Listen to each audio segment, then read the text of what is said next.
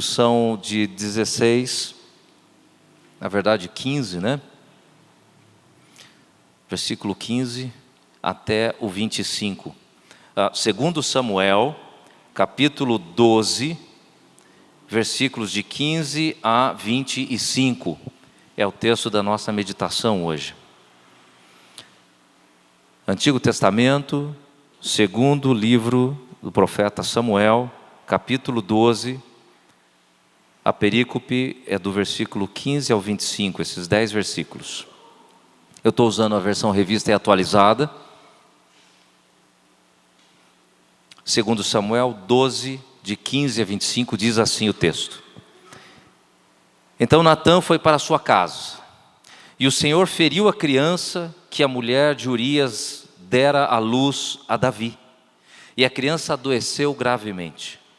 Buscou Davi a Deus pela criança, jejuou Davi e, vindo, passou a noite prostrado em terra. Então os anciãos da sua casa se achegaram a ele para levantar da terra, porém ele não quis e não comeu com eles.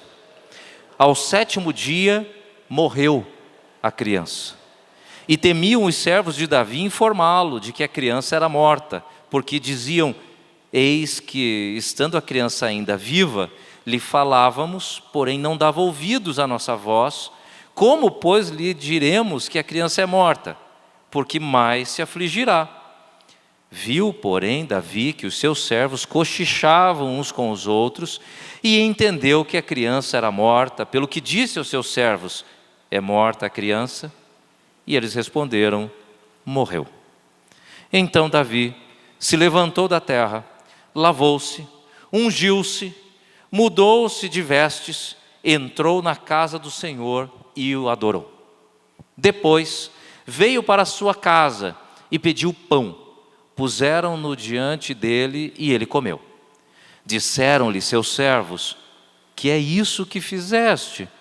Pela criança viva jejuaste e choraste, porém, depois que ela morreu, te levantaste e comeste pão? Respondeu ele: vivendo ainda a criança, jejuei e chorei, porque dizia: quem sabe se o Senhor se compadecerá de mim e continuará viva a criança? Porém, agora que é morta, por que jejuaria eu? Poderei eu fazê-la voltar? Eu irei a ela, porém ela não voltará para mim. Então Davi veio a Betseba, consolou-a e se deitou com ela. Teve ela um filho, a quem Davi deu o nome de Salomão, e o Senhor o amou. Davi o entregou nas mãos do profeta Natã, e este lhe chamou Gedidias, por amor do Senhor. Até aqui. Hoje é dia de ceia, e alguns aspectos do culto e do serviço a Deus precisam ser relembrados com frequência, porque nós esquecemos. Essa é uma debilidade que o pecado gerou em nós. Nós costumamos a enfraquecer a força de alguns ensinamentos e vamos deixando eles até o ponto de cair no próprio esquecimento. É uma mania pecaminosa que nós temos e que nos é muito cara. É como se nós tivéssemos uma amnésia e esquecêssemos que naquela curva à direita existe um precipício. E cada vez passamos ali mais perto, mais perto, mais perto, até que de repente caímos nele. Ainda que passemos todos os dias. É uma vergonha, é triste. Principalmente quando nós caímos em erros e pecados que nós já sabemos que está errado, que nós condenamos nos outros. Se virmos dos outros, a gente já fala: isso está errado. Mas, de repente, vemos esses mesmos erros em nós. O que me fez pensar nisso foi o fato de que, nesses dias, lidamos com algumas crianças e vendo as crianças lá de várias partes do mundo, cada um falando uma língua, estava bem divertido lá. Jogar bola, então, foi o máximo, né? Tentando dizer para alguém de outra língua qual que é a posição que ele tem que ter. E aí, de fato, os brasileiros levam alguma vantagem no futebol, queridos, isso é inegável. Se largar a bola para brasileiro, eles sabem o que fazer com aquilo. Se largar no meio de outros, eles não sabem o que fazer com aquilo. E aí, a gente conversando, de repente, ocorreu o velho problema. Foi falta ou não foi falta? Né? E eu me lembrei de outros episódios da minha vida e aquilo ali me chamou a atenção. Porque são crianças. E a gente pressiona e diz, foi falta ou não foi? E eles têm essa transparência, inclusive para pecar. O adulto ainda tenta dar uma maquiada, uma escondida, mas a criança ela peca na cara dura, assim, ela não esconde muito bem. E é como pegá-la toda lambuzada de chocolate e perguntar se foi ela que comeu, e ela olha para você com uma frieza invejável e diz, não sei, não vi, chocolate? Onde? Né? E ainda está limpando a boca. Isso me fez pensar nessa palavra que eu trago a vocês hoje, porque ela realmente mexeu um pouco comigo, e eu espero que edifique o seu coração. O texto em questão hoje é um texto que fala sobre uma história bem conhecida dos leitores bíblicos. Estamos falando do mais conhecido rei de Israel, o homem cuja história começa desde a sua infância, do seu nascimento, a maneira como foi concebido na sua família, através da sua linhagem. Vem antes dele, a história dele começa antes dele, com seus pais, seus avós e tudo mais. A história de Davi é uma das que nós mais temos informações, porque foi uma das mais bem escritas, mais bem registradas nos seus mínimos detalhes. Nós temos uma biografia completa, praticamente, dele, com os seus momentos mais gloriosos e também dos seus momentos mais terríveis e escuros. Na biografia de Davi, Deus mostra que ele não tem vergonha dos servos que ele ama. Deus não faz como Pedro. Conhece Jesus? Não, eu não. Agora que ele está numa enrascada, nem sei quem é. Dura essa traição, né? Deus não faz isso com a gente. Mas a gente faz isso com Ele. E a gente faz isso quando a gente nega Ele nas coisas mais simples, inclusive na hora de reconhecer a culpa. Nessa história de Davi, nós encontramos um rei que fez tantas coisas incríveis nas mãos de Deus, a começar pela luta por Israel. Quem diria, aquele menino que foi levar comida para os irmãos, de repente está no meio de um campo de batalha, com homens experientes de guerra. Saul, um rei guerreiro, um rei grande, fisicamente impressionante, tão impressionante que ele foi escolhido por causa disso. Quem lembra do texto, lembra que o texto bíblico diz que Saul se destacava de todos os outros. Quando você olhava todos os homens em pé, ele era um cara que se destacava, tamanho do homem.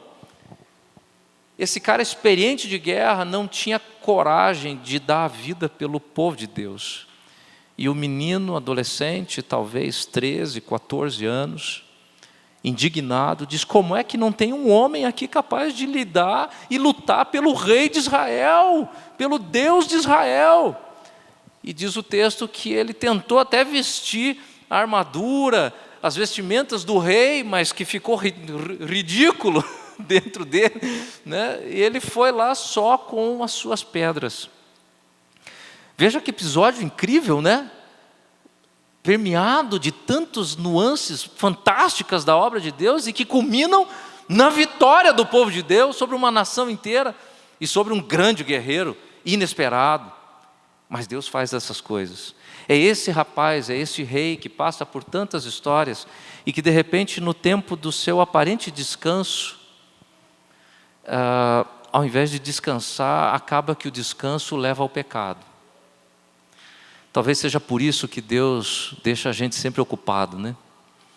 Ouvindo nosso irmão Ronaldo Lidório, ele falando que quando foi traduzir o Novo Testamento para a língua dos concombas, ele pegou 28 vezes malária. E depois, anos depois, analisando as suas anotações, sua agenda, né, ele percebeu o seguinte, que por causa da malária, ele tinha que ficar parado. E ele notou que ele só conseguiu traduzir o Novo Testamento para os concombas exatamente nos períodos onde ele tinha malária. Se ele não tivesse doente, ele ia fazer outra coisa. Mas Deus o pôs doente, porque doente ele ia fazer o que Deus queria que ele fizesse. Às vezes a gente não entende, né? Davi está lá de férias, e exatamente nas férias, na ociosidade, nada contra as férias é bênção, tá? Mas só para você perceber que é na ociosidade que ele tem tempo de pecar. É na ociosidade que ele tem tempo de cobiçar. Talvez se tivesse ocupado, cansado, não tivesse feito. Mas ali começa o seu pecado com a esposa de Urias, um dos seus militares de patente. E ele então peca porque abusa do seu poder como rei, traz essa mulher para diante dele e a obriga, de certa maneira, e se deita com ela e peca, adulterando porque ela era uma mulher casada. E desse pecado surge um filho, surge um bebê. E esse bebê que aparece está no começo do texto que nós lemos. Betseba dá à luz a um filho, essa criança nasce e imediatamente Deus pesa a sua mão sobre essa criança e a põe muito doente, à beira da morte. E aqui já vai uma dica sobre esse texto, que vai mexer com a sua e a minha impressão sobre Deus e sobre crianças. Muita gente diz que crianças são inocentes.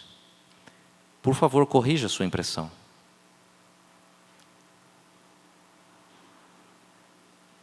Nenhuma criança merece o céu. Não existe criança inocente. Todos pecaram e todos estão destituídos da glória de Deus.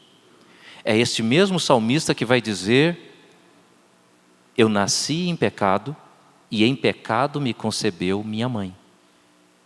Então tomem cuidado com essa tentativa de parecer uma pessoa cheia de amor e ternura ao dizer que crianças são inocentes. Elas não são. Ok? Então, antes de você deixar o seu pecado aflorar em você e pensar, mas Deus fez isso com uma pobre criança inocente, muda tudo. Deus fez isso com um ser humano pecador. É assim que deve ser lido, tá bom? Então assim, deixa de lado o seu pecado de tentar ser mais misericordioso do que Deus, tá bom? O texto diz então que essa criança cai doente e Davi vai buscar a Deus em oração. A queda dele é horrorosa. Por que ela é horrorosa? Porque ela é feita através de um confronto. O confronto do profeta da época, o profeta Natã, se achega para Davi e conta uma história para Davi. Ou seja, o reino já está sabendo, a fofoca já está passando, todo mundo viu. Davi mandou chamar Betseba. As pessoas notam isso, né? Eles começam a ver a movimentação lá no palácio. Eles começam a ver que essa mulher manda recado, e o recado é: estou grávida. O falatório começa, o burburinho começa, e Natã aparece na frente do rei e conta aquela história, usando uma parábola que é devastadora, devastadora, de uma sabedoria o profeta incrível. E ele diz: Senhor, tem um homem aqui no nosso reino, e eu preciso que o Senhor julgue esta causa. É o seguinte, esse cara tem um monte de ovelhas, mas assim a perder de vista, ele tem todo o poder, é riquíssimo, podre de rico, e tem um outro aqui do nosso povo, o cara tem uma só, Essa ovelha ele cuida, chega a dormir com ela dentro de casa, nem no aprisco ela fica.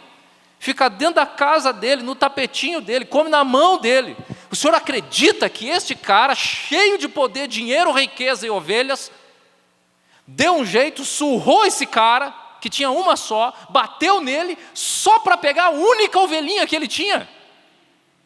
Quando ele mal termina de contar isso, o rei se levanta do trono, indignado, possuído de cólera, e diz: esse homem merece a morte, agora! E o profeta diz: pois esse homem é o Senhor. Uau! Que pancada! Que pancada! Como Davi agora vai voltar atrás no juízo dele mesmo? Pois bem, o texto diz que Davi foi jejuar e orar, parou de comer, e por 7 dias jejuou e orou sozinho. As pessoas tentavam vir consolar o rei e pedir: Senhor, come alguma coisa. Davi não come, Davi não reage, e ali fica, e as pessoas estão preocupadérrimas com isso, porque é o rei. Pior do que morrer a criança, filha do rei, é morrer o único rei que eles têm. No meio dessas preocupações, o pior acontece: a criança morre. O povo entra em pânico, e já não conseguindo esconder o pânico, já começam a comentar sobre isso até na frente dele.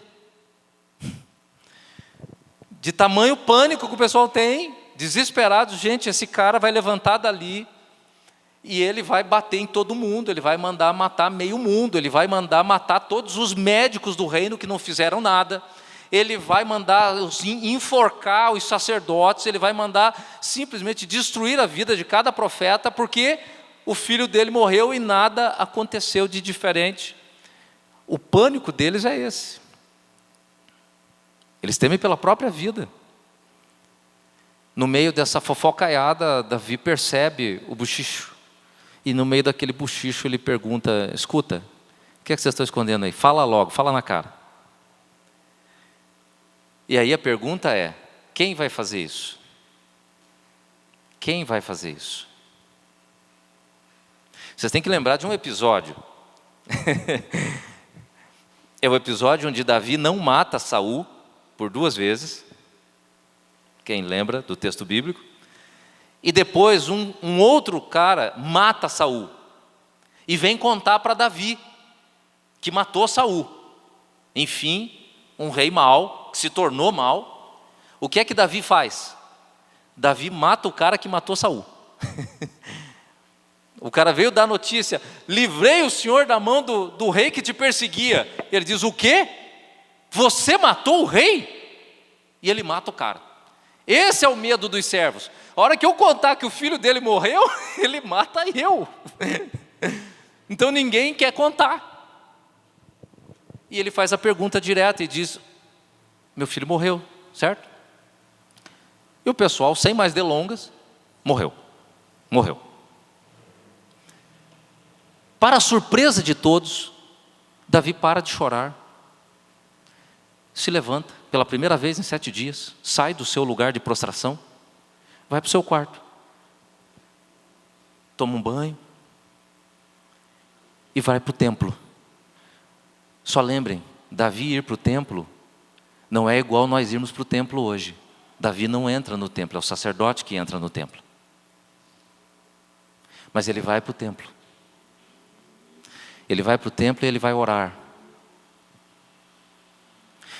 E essa oração, ao que tudo indica no estudo bíblico, vocês conhecem bem. Um trecho dela talvez já tenha sido um dia as palavras das suas preces. Entre elas, as palavras de Davi nessa oração registrada no Salmo de número 51, diz assim: pequei contra ti somente.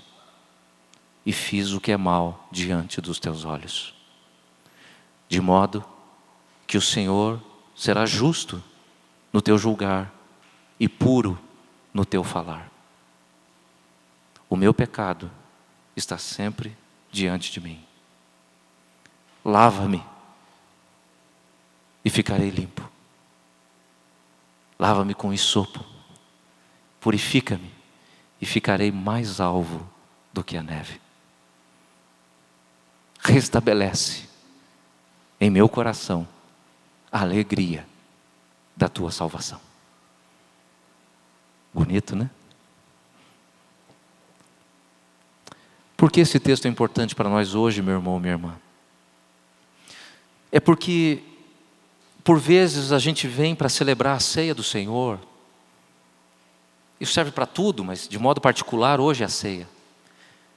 E a ceia é um misto de emoções. A celebração da ceia é um choque de emoções, é um choque de verdades, que é difícil de você experimentar no seu coração, porque ele oscila as suas emoções. Ele é ao mesmo tempo o pesar da mão de Deus na sua vida, pela sua culpa, pelo seu pecado, a sua imundícia, e ao mesmo tempo ele é a graça de Deus, a misericórdia de Deus, o perdão de Deus que te levanta, te restaura. É um negócio só para os fortes. É difícil de você lidar com isso. Mas por vezes eu vejo que a gente não se detém mais na busca por um arrependimento profundo dos nossos pecados.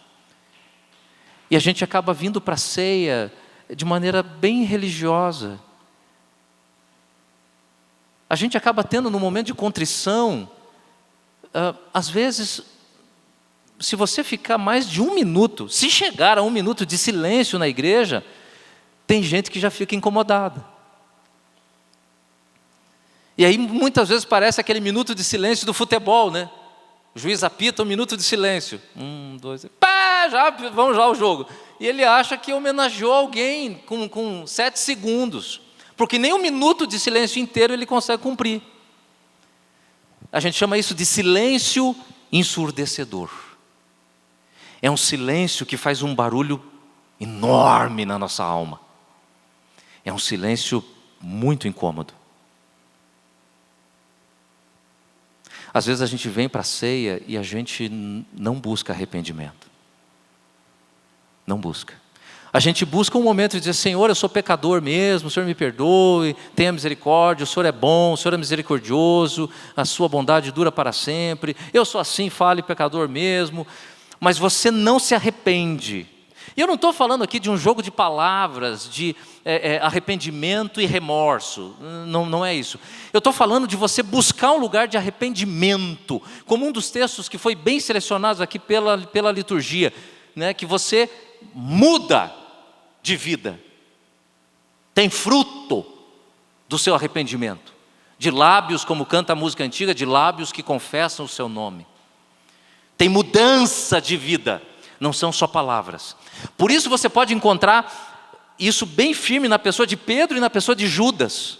Quem conhece os textos sabe da história. Os dois foram buscar arrependimento. Os dois choraram.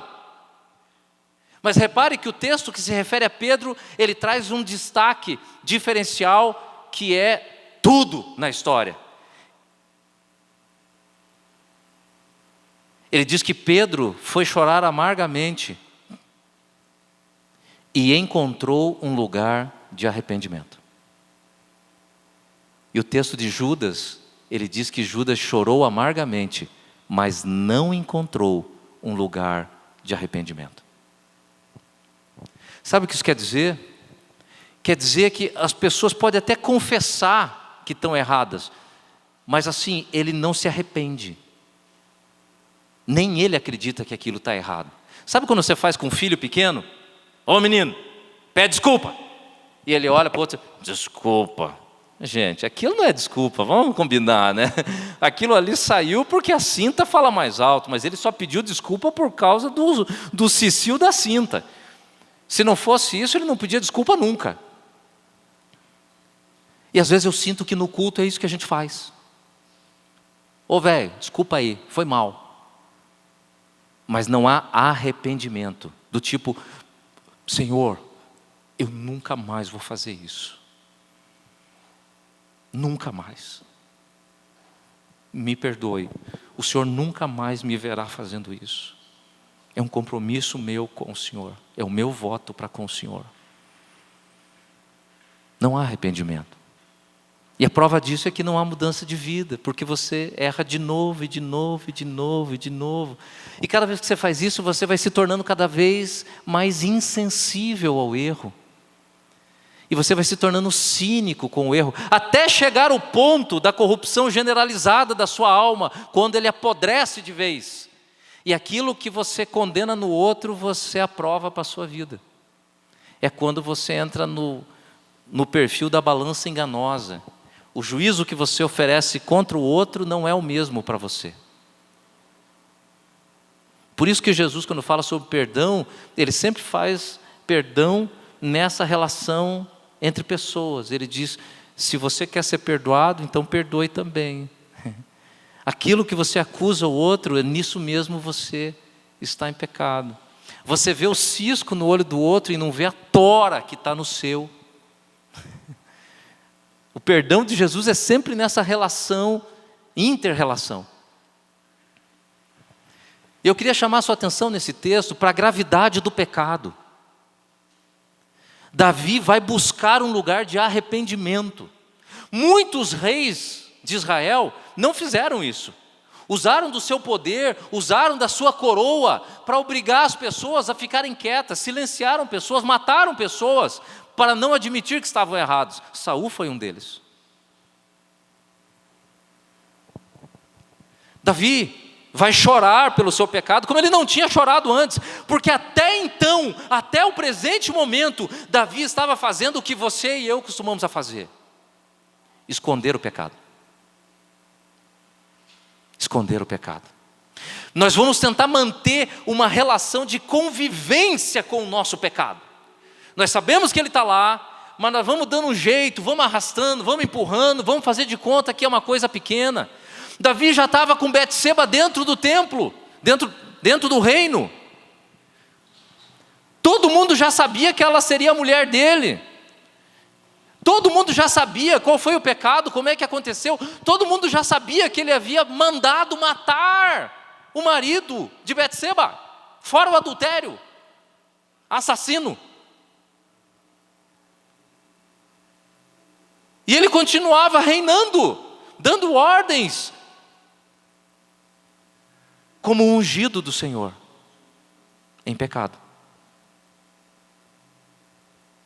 Foi só nessa hora que a criança cai prostrada, doente, que Davi põe a mão na consciência e ele percebe que o pecado dele é um pecado que destrói todos à sua volta. E isso é algo que nós devemos ter consciência na ceia. Quando a gente fala que cada um ore pedindo perdão pelo seu pecado, não esqueçam, queridos, a ordem é individual, mas o seu pecado tem consequências coletivas. Você tem que se arrepender do seu pecado, mas o exercício do seu pecado destrói tudo que está à sua volta. Um roubo não é só o benefício seu, é o prejuízo de uma outra pessoa. Um lar desfeito pelo adultério não é só a separação entre um homem e uma mulher, é um filho, uma filha sem pai. É um esposo fracassado ou humilhado, é uma esposa fracassada ou humilhada. O seu pecado enoja, suja e mancha tudo que está à sua volta. Por que que Deus não fez a culpa de Davi cair sobre Davi, mas sobre o filho inocente? Porque é algo que nós não percebemos nas Escrituras. É a questão da representatividade, da aliança de Deus. Quantas vezes o povo de Deus foi punido?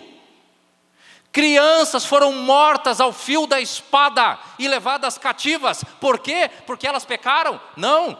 Porque os seus pais pecaram? Não. Mas porque os líderes do povo de Deus viviam em pecado.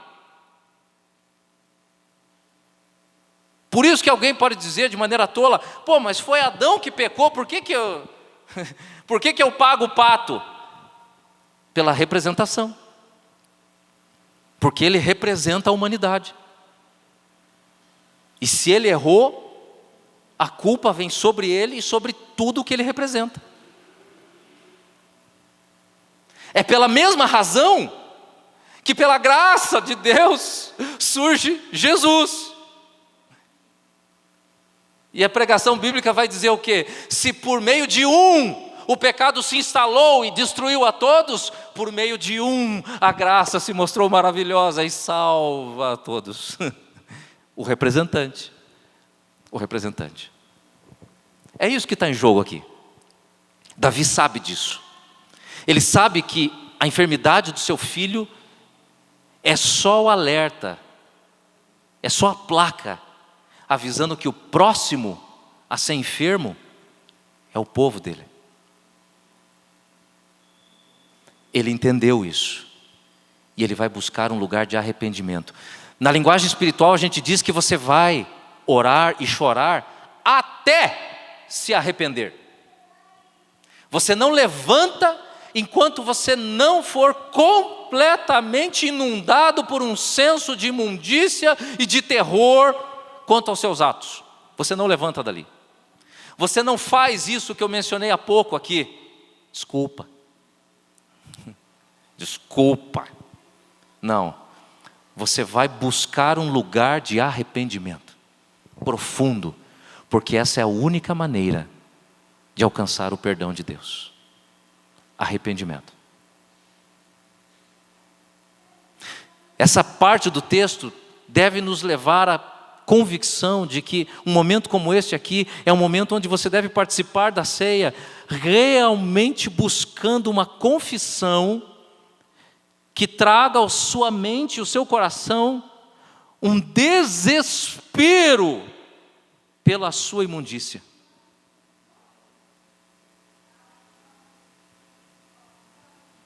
Se você orar pedindo perdão e não se sentir completamente indigno, você não encontrou um lugar de arrependimento.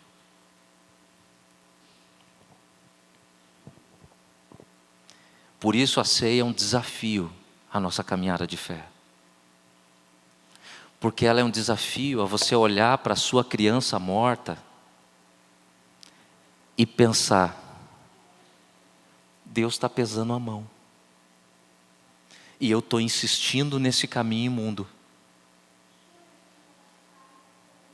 Há anos a minha vida não anda bem, porque eu continuo desviando da realidade e da necessidade de me prostrar até que o meu coração se derreta e diga: Senhor, pela primeira vez, me perdoe. Eu fiz errado, eu destruí vidas, situações, circunstâncias e estou lutando há anos, fazendo de conta que foi algo menor, que passou, que o Senhor é bom, mas no fundo do meu coração eu sei que isto não está resolvido. Isso é tão grave, irmãos e irmãs, tão grave, que a psicologia nos dias de hoje vai tratar isso com um linguajar todo específico da área, mas eu quero trazer de novo a palavra desse mesmo rei, que vai falar numa linguagem teológica, de poesia hebraica, o que a psicologia fala hoje. Ele diz assim: enquanto calei os meus pecados, envelheceram os meus ossos, secou a minha língua, os meus olhos secaram de tanto olhar para o céu. Eu apodreci, eu envelheci, porque eu ocultei o meu pecado. Ocultar pecado, irmãos e irmãs, não é só você fazer de conta que ele não existiu. Esse seria o ápice da insanidade do pecador. Ocultar pecado é você minimizar a força dele, o impacto dele, o custo dele. É você atribuir ao seu erro um mero erro. Foi só um tropicão, né? Mas tem gente que faz pior, né? Enquanto você achar que o seu erro foi um mero erro, ele vai destruir você. Por isso que arrependimento é uma postura de discipulado cristão. Por isso que não tem como você chegar num culto, por exemplo, domingo após domingo, sem aproveitar o momento de contrição e você realmente se derramar, como canta a música, me derramar. Porque não é possível você participar de um momento de contrição e orar a Deus pedindo perdão, sem realmente você sentir que você está destruindo a pureza do seu casamento. Que você está falhando na educação dos seus filhos. Que você não está sendo um discípulo comprometido com os valores do reino. Que você está preguiçoso e ocioso e achando que continua servo e serva do Senhor. Você continua minimizando os seus erros. Davi tem que chegar nesse momento para perceber a gravidade dos seus erros. Mas aí algo incrível acontece. Se desse lado você vai ver Deus pisando e moendo você, de outro lado a ceia traz algo, queridos, que esse pobre pecador não consegue transmitir a você, e a minha oração é que o Espírito encha o seu coração com esse entendimento. Se de um lado é o Espírito Santo que faz a obra de arrependimento, como diz a palavra, é Ele que te convence da justiça, do juízo e do pecado, é o Espírito. É isso que vai orientar a tua oração. Senhor, dá-me a justa compreensão da desgraça que é o pecado na minha vida, porque um só pecado seria suficiente. Um único da sua vida inteira é suficiente para te lançar longe de Deus. Um único. Portanto, por um único, você já deveria orar e jejuar por 7 dias. Um só. Se isso não tem sido vivido na sua experiência de fé, é porque você começou a minimizar a força do pecado na sua vida. E você está começando a viver achando que seres humanos são falíveis, pessoas erram, isso é normal, né? E você começa a se achar até melhor do que algumas pessoas. Tamanho é o afundamento espiritual onde você está. Porque você não tem mais horror ao mal. É só um erro, um pequeno erro, coisa pouca. Coisa pouca. Se de um lado nós precisamos de um profundo arrependimento, que vai nos demolir o coração, de outro, meus irmãos, nós temos uma maravilhosa graça. Só quem se arrepende de verdade sabe chorar de alegria, sabe chorar pelo perdão que há em Cristo Jesus. Só quem realmente tem o coração humilhado pelo pecado consegue louvar a Deus, como Paulo: graças, porém, a Cristo Jesus, que me livra do corpo dessa morte. Graças. Talvez aqui você comece a perceber, então, por que eu trago essa palavra ao nosso coração hoje? Porque da mesma maneira que você não consegue perceber a gravidade do seu pecado, você também não consegue vivenciar a grandeza da misericórdia.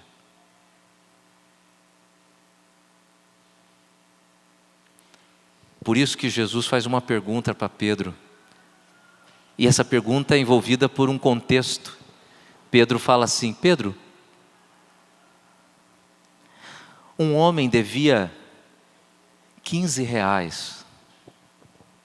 O outro devia 7 milhões de euros.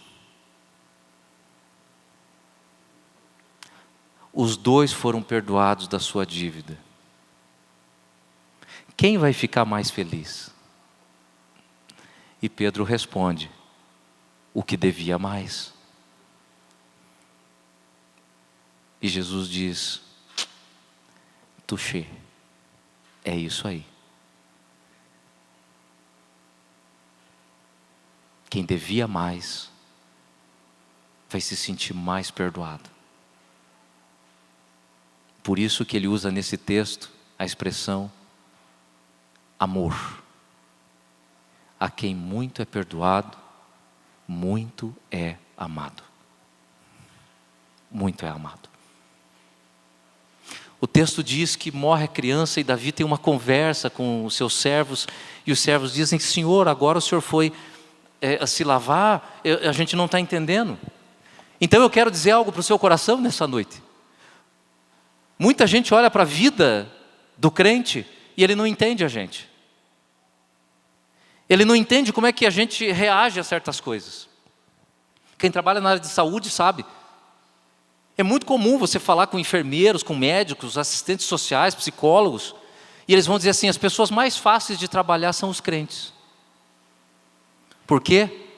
Porque o crente não bota a culpa no SUS, não bota a culpa no médico, não bota a culpa na falta de dinheiro, não bota a culpa nos irmãos que não cuidaram do pai e da mãe. O crente não faz isso. O crente aceita humildemente os desígnios de Deus, ele chora, ele sofre, ele se entristece, mas humildemente ele sabe que absolutamente tudo está nas mãos daquele que tudo pode, que nada lhe é surpresa, e que cada fio de cabelo, cada folha da árvore está sob o absoluto e soberano governo daquele que todas as coisas criou. Então, mesmo em lágrimas, o crente sabe dizer: Deus deu, Deus tirou, bendito seja o nome do Senhor. O crente se alegra com o perdão. O crente olha para o que Jesus fez e ele sabe que ninguém faria isso por ele.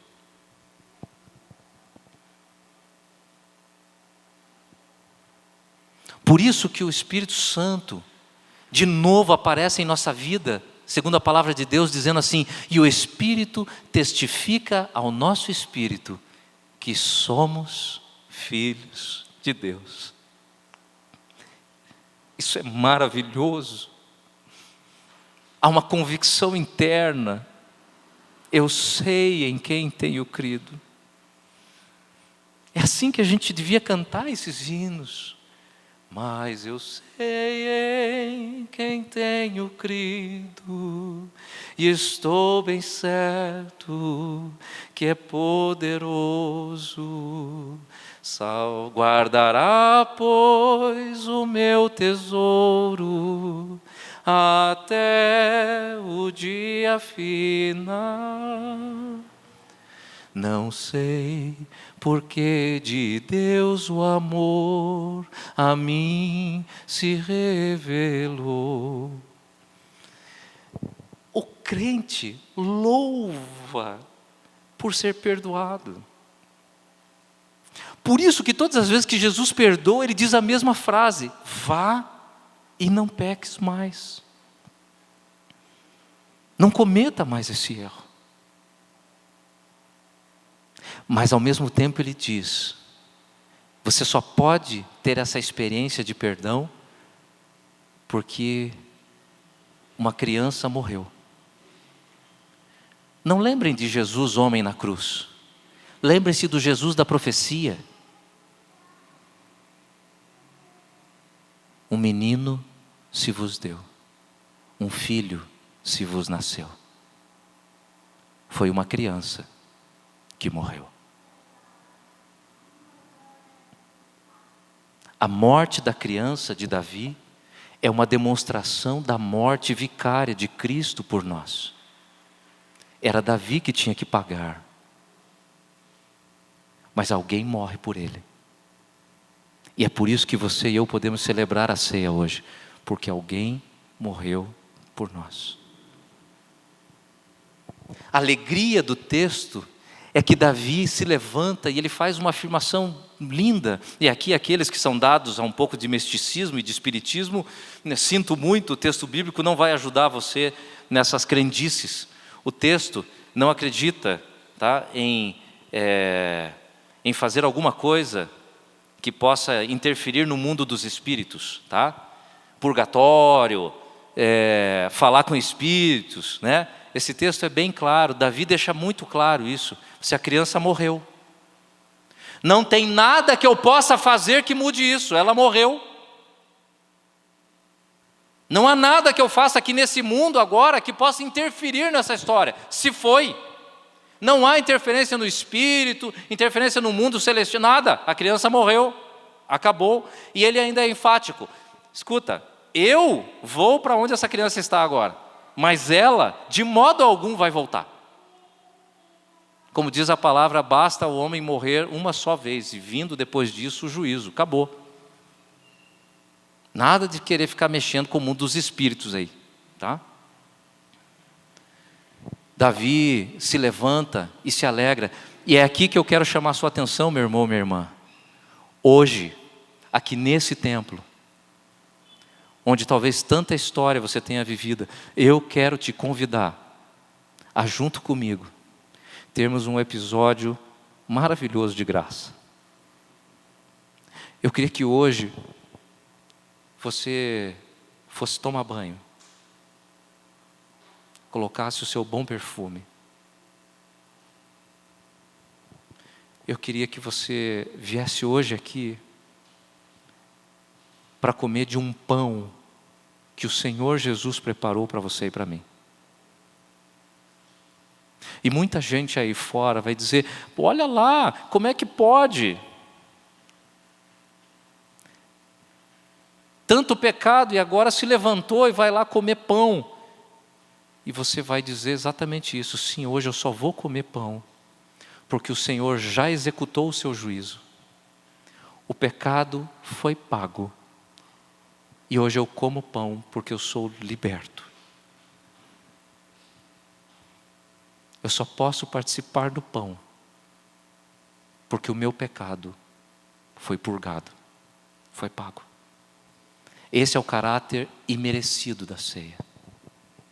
Portanto, se lembrem, muitas vezes a gente celebra a Eucaristia e as pessoas ficam com um rosto fúnebre praticamente, né?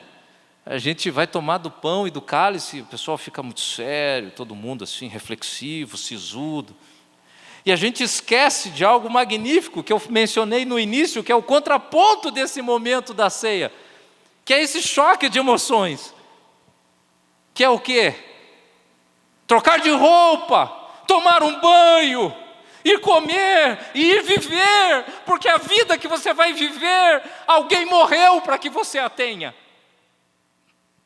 Alguém morreu no seu lugar para que você viva, e Ele quer que você viva, e Ele quer que você viva a vida verdadeira, Ele quer que você viva a vida em abundância, Ele te perdoa os pecados. E Ele diz então, venha e coma do pão, participe, todas as vezes que vocês fizerem isso, façam isso lembrando da criança, em memória de mim. Lembrem-se de mim. E por isso o nome chama-se ações de graça. Eucaristos, a boa graça. Participe com alegria, com confiança. É por amor. A ceia é o lugar onde você passa pela escuridão e o vale mais escuro do que a própria morte. Mas você e eu caminhamos por esse vale cheio de temores, e nós podemos orar e dizer o quê? Mas o Senhor é o meu pastor. A tua vara e o teu cajado me consolam. preparas uma mesa perante mim, enche o meu cálice até a borda.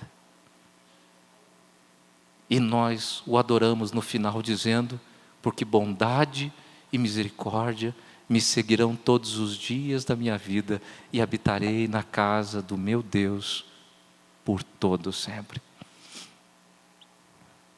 Participe da ceia hoje, lembrando das palavras de Cristo: não vos deixarei sós. Participe da ceia hoje, alegre, por saber que realmente não merecemos nada, mas que foi do agrado dele chamar você pelo nome e dizer: eu quero te amar, eu quero que você saiba que você não encontrará alegria na vida em nenhuma religião ou proposta que não seja no nome que está sobre todo nome, o nome de Jesus.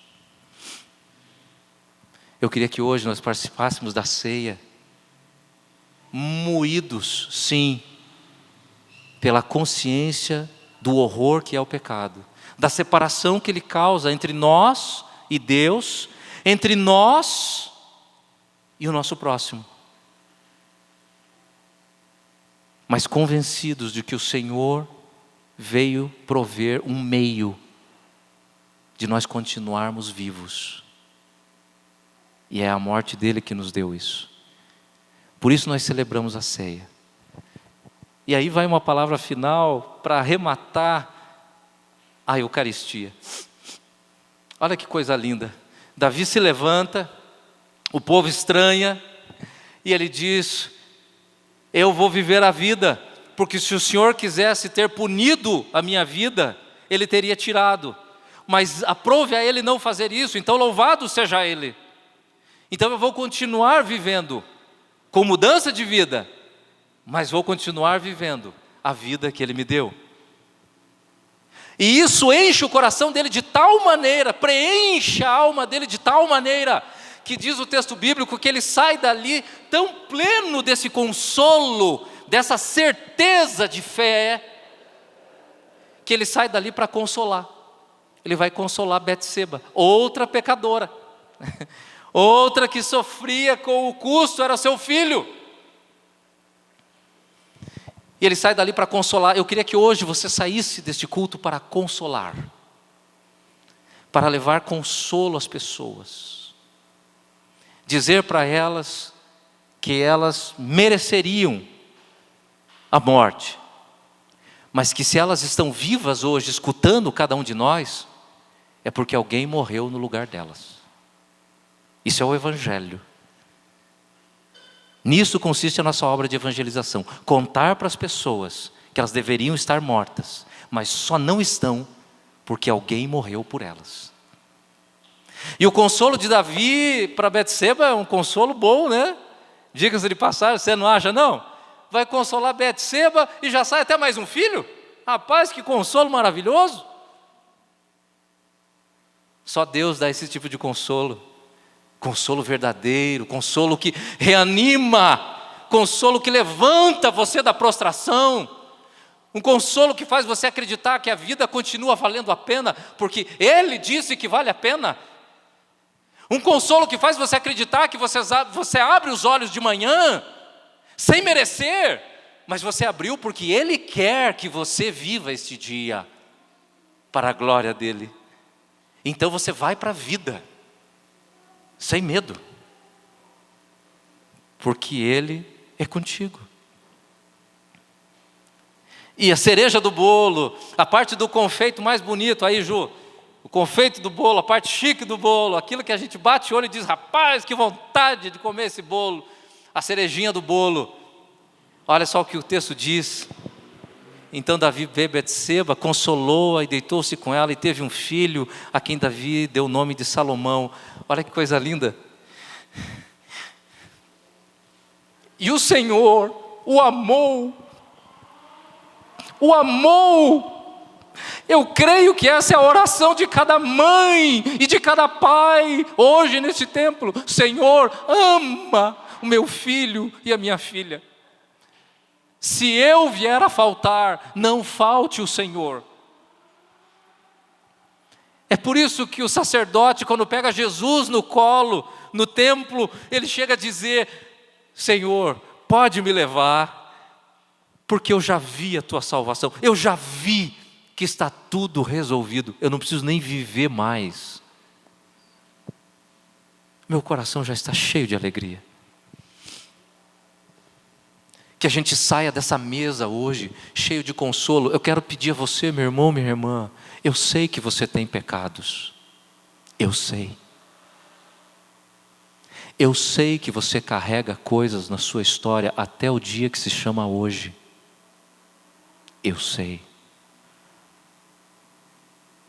Eu sei que você tenta ocultar as coisas feias da sua vida.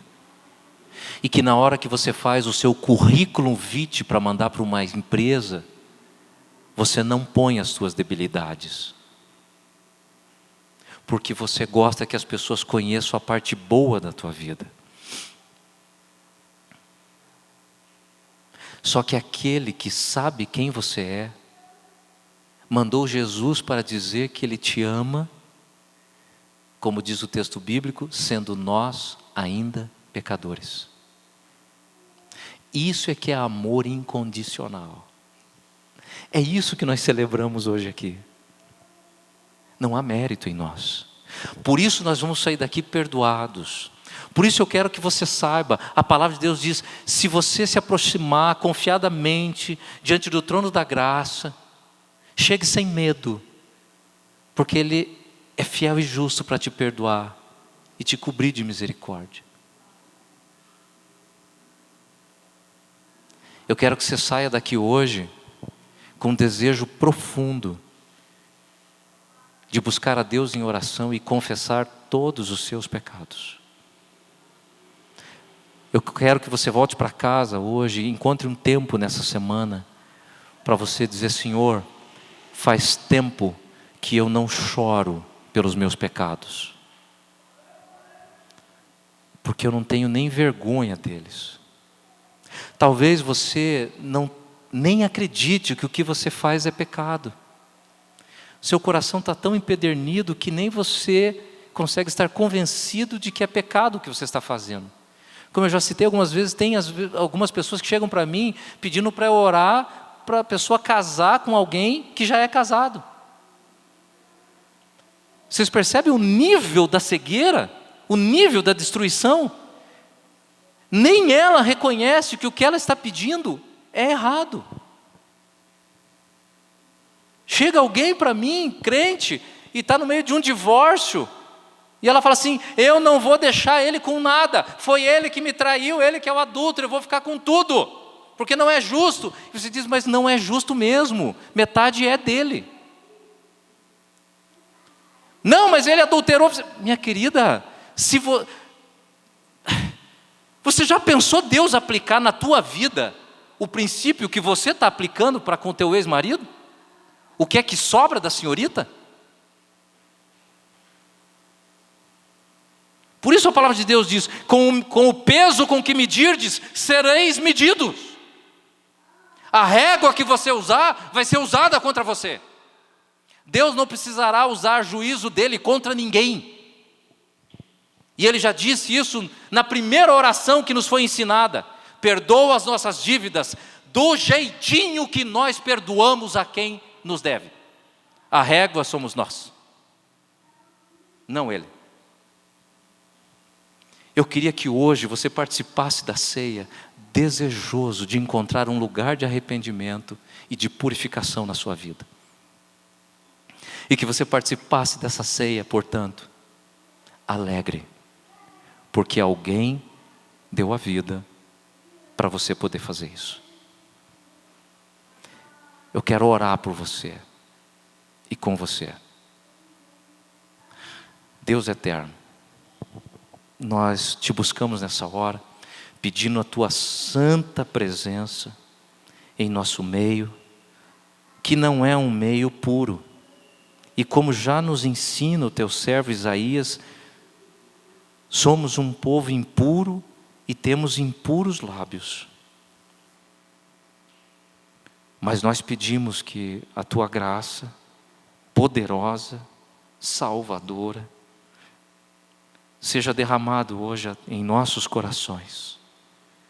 Que haja o amolecimento, ó Deus, de corações que se enrijeceram com os anos. Que o Senhor retire de nós a presunção, a firmeza de que somos pessoas boas e coloca dentro de nós a plena convicção de que nada merecemos, não a nós, nunca a nós, mas só ao Senhor toda a glória. Ó Deus, eu peço que o Teu Espírito Santo fale aos corações, ilumine as mentes e entre nos mais profundos recônditos da nossa alma, para que Jesus, entrando lá nesta escuridão, leve a luz da transformação do Evangelho, promovendo em nós profundo arrependimento. Ó Deus, nós confessamos os nossos pecados, pedimos perdão, ó Deus, pelas faltas que temos cometido e pela dureza do nosso coração, pela postura que maltratou e maltrata a vida de pessoas até hoje, pela falta de pedido de perdão, de reconhecimento de culpa diante de outras pessoas e situações. Ó Deus, inunda-nos com humildade salvadora. Que sejamos capazes de confessar abertamente e francamente e plenamente que somos pecadores. E que o Senhor é justo no Teu julgar e puro no Teu falar. A nossa oração hoje, Senhor, é para que a gente participe do pão e do cálice, podendo experimentar a oração desse Teu servo, nosso irmão Davi, quando na Tua bendita palavra ele registra: reestabelece a alegria da Tua salvação. Queremos sair daqui hoje, Senhor, sabedores e conscientes dos nossos pecados, da nossa miséria e da nossa impossibilidade de Te agradar. Mas também queremos sair daqui hoje completamente convencidos de que nada no céu, nada na terra, nada embaixo da terra há de nos separar do Seu amor. De que o Senhor é o nosso bom advogado, de que ninguém tentará acusações contra nós, porque é o Senhor quem nos justifica. E nesse misto de sentimentos e emoções, pedimos que o Teu poderoso e Santo Espírito organize tudo isso de modo pacificador em nossa alma, transformador em nossas mentes, e motivador também, para que possamos anunciar ao mundo que o Senhor é bom. Abençoa-nos, Senhor, abençoa pão e vinho, em nome de Jesus, amém. Queridos irmãos,